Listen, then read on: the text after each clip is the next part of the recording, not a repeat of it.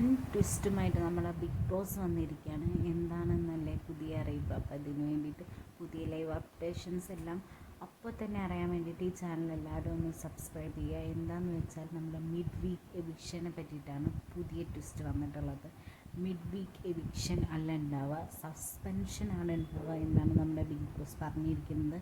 അതെങ്ങനെയാണ് എന്നല്ലേ, അതായത് നമ്മുടെ ഇപ്പോൾ ഉള്ള ഈ 6 പേര്, അതായത് അനീഷ്, ഉനിയൽ സാബു, രേണു സുധി, റന ഫാത്തിമ, സരിക, പിന്നെ നമ്മുടെ ഷാരിക, ഇവരിൽ നിന്ന് 2 പേരെയായിരിക്കും സസ്പെൻഡ് ചെയ്യുക. അതെങ്ങനെയാണെന്ന് വെച്ചാൽ ഇവർക്ക് ഒന്നിലധികം ടാസ്കുകൾ കൊടുക്കും ബിഗ് ബോസ്.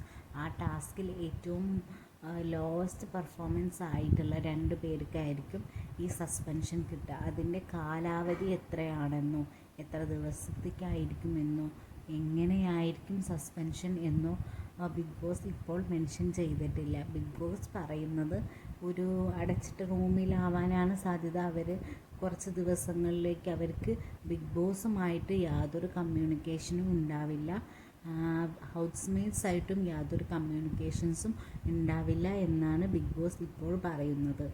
ഈ പോകുന്ന 2 പേർ ഔട്ട്സ്മേറ്റ്സിന് വേണ്ടി ഒരു ത്യാഗം ചെയ്യുന്നത് പോലെയാണ്, അവർക്ക് വേണ്ടി സസ്പെൻഡ് ചെയ്യുന്ന പോലെ. ഇവരിൽ 2 പേരാണല്ലോ പോകുന്നത്. അപ്പോൾ ഈ 2 പേർക്കും കൂടെ 1000 പോയിൻറ്റ്സ് ഉണ്ടാവും. ഒരാൾക്ക് 500 വീതം 1000 പോയിൻറ്റ്സ്. ആ 1000 പോയിൻറ്റ്സ് ഹൗസ്മേറ്റ്സിന് കിട്ടും. ഇതൊരു പണിഷ്മെൻറ്റ് പോലെ ബിഗ് ബോസ് കൊടുക്കുന്നത്. കാരണം ഇവർ പണിപ്പുര ടാസ്ക് ആരും ചെയ്തില്ലല്ലോ, അവരതിന് ഭയങ്കര സില്ലി ആയിട്ട് എടുത്തതിന് എല്ലാം കൂടെ ചേർത്തുള്ള ഒരു പണിയാണ് എന്നാണ് എനിക്ക് തോന്നുന്നത്.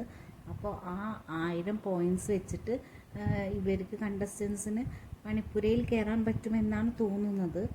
അതിന് വേണ്ടിയിട്ട് ഇതിൽ 2 പേര് ത്യാഗം ചെയ്യണം, അതായത് സസ്പെൻഡ് ചെയ്യണം. ഇവരെ എവിക്റ്റ് ആക്കില്ല. എവിക്ഷൻ പ്രേക്ഷക വിധി പ്രകാരം മാത്രമേ എവിക്ഷൻസ് ഉണ്ടാവുള്ളൂ. അവർ തീരുമാനിക്കാതെ ഒരാളും ബിഗ് ബോസിൽ നിന്ന് പുറത്തു പോകില്ല എന്നാണ് ബിഗ് ബോസ് പറയുന്നത്.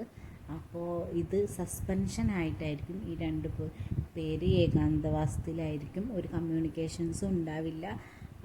അപ്പോൾ ഇതാരായിരിക്കും ഈ 2 പേര്? അവർക്ക് കൊടുക്കുന്ന ടാസ്കിൽ ഏറ്റവും ലീസ്റ്റ് പെർഫോം ചെയ്യുന്ന ആളുകളായിരിക്കും പോകുന്നത്. അപ്പോൾ നിങ്ങൾക്ക് ആരാണ് തോന്നുന്നതൊന്ന് കമൻറ്റ് ചെയ്യണേ.